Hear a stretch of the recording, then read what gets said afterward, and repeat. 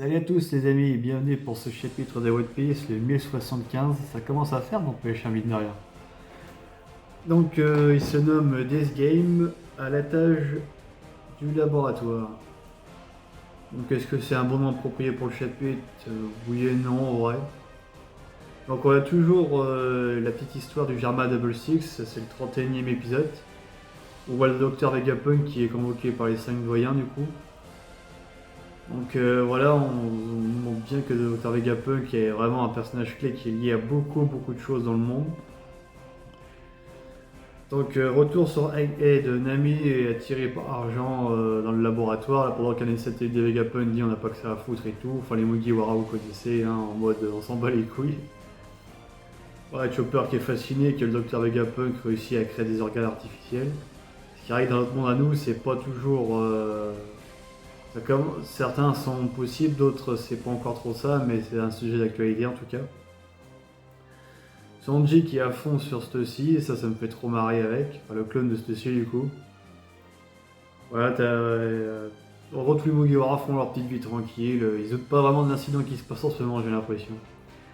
Ensuite on voit Pythagore qui a perdu sa tête entre guillemets parce qu'on voit plus sur son corps, et après on voit sa tête qui bouge tout seul un peu plus tard dans la suite des pages.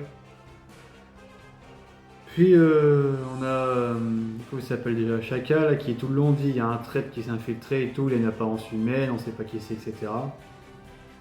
Donc au début on pensait que c'était Shaka, mais finalement, bon, il n'a toujours pas été révélé le traître, on sait toujours pas qui c'est du coup. Et du coup les Séraphins, bah, ils se rebellent, ils attaquent contre les Mugiwara, et contre aussi Zoro et Luffy.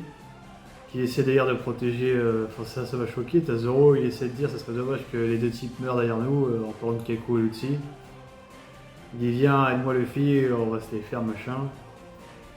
Et vraiment t'as les deux qui se réveillent, qui sortent détachez-nous, on pourra peut-être venir en aide, on pourra vous être utile. Ce qui me choque beaucoup des deux aussi, hein, c'est pas du tout dans leur tempérament d'être comme ça. Donc là, et puis on voit que les deux, Luffy et Zoro sont pas du tout emballés, on voit leur tête, c'est trop marrant.